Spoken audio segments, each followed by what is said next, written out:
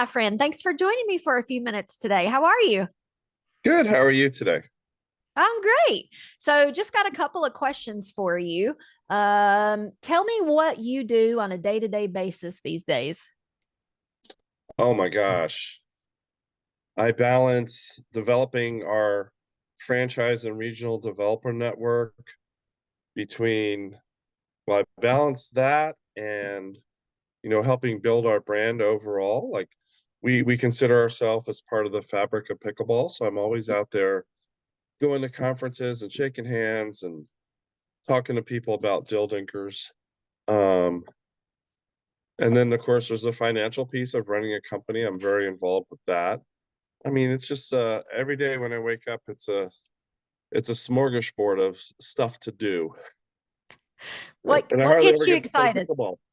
Oh no, that's no, not really. Yeah, Oh, everybody thinks that when you run a pickleball or tennis club that you have free access, but that's not necessarily true. yeah. I mean, so we just put the simulator from PlayCout in our company office, and I've actually played on the simulator more than I've played actual pickleball in the last 6 months.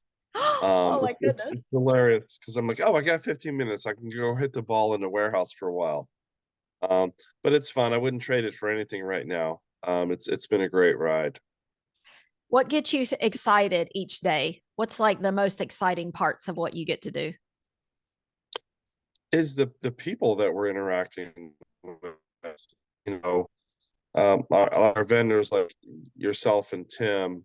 We don't get to talk very often, but when we do, it's like we've been best friends forever. Because you guys were with us on this journey from day one with the first facility that we opened. So today we're opening number 19, and then we'll have number 20 open the first week of July.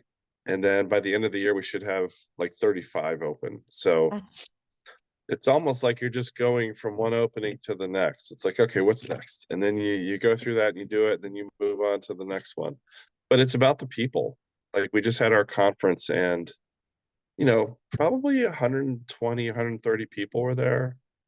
And they're all friends and family at this point. They're part of the journey that we're all taking together. that's incredible. What would you say to a young person who is in tennis or even pickleball these days that is excited to get into our sport? What encouragement would you give them? I would say, the sport is in a position where it's going to continue to blow up. And there's a future in pickleball, not only from a player perspective and coaching perspective, but from a management perspective, because all these facilities, as they come online, they need people to run them. And Mhm. it's going to be a thing in the future running these pickleball slash sports facilities.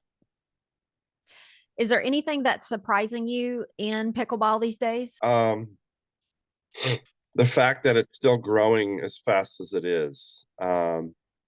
When we opened the first Dill Dinkers, it was the only indoor facility in Maryland. Now there's 15. Um, Now seven of those are ours, but still, it the way that it's continuing to grow shocks me.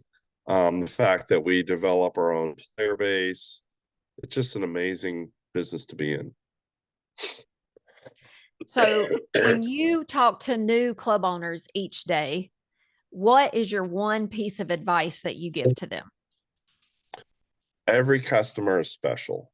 Um, when somebody comes into your facility to play, this is somebody that could be spending up to $2,000 a year or more in your facility. Um, and just treat them like that's what they're worth. Um, we go to a lot of competitors, and the front desk experience isn't stellar, to say the least. And if you have somebody that isn't on the ball at the front desk and they turn off a potential player, that's $2,000 walking out the door. It's not $6.50 or whatever an open play is.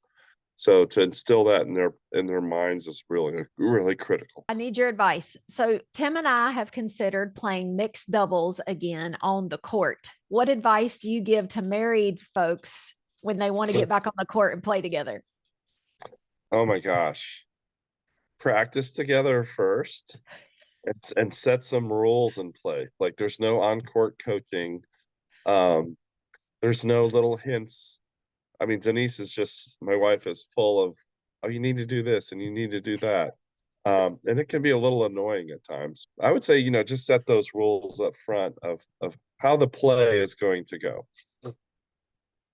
Do you have a favorite location of Dill Dinkers? Oh my gosh. Um, I would say our first location is always going to be my favorite. Yeah. We haven't remodeled it yet, Okay.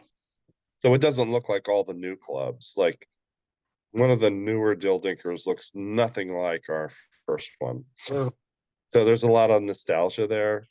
Um, I would say other than the Columbia one, I really love our Atlanta facility. It has a really unique look and vibe to it. It's really cool. Most of them have a little bit of uniqueness to it. Like we try to pay homage to whatever the building was before, whenever possible. So Okay. we have a facility that still has a rock climbing wall in it. Now we don't let people use it, but it's still there because it looks really cool. But yeah, I would say the Columbia facility is probably still my favorite. That's awesome. Well, thank you so much, my friend.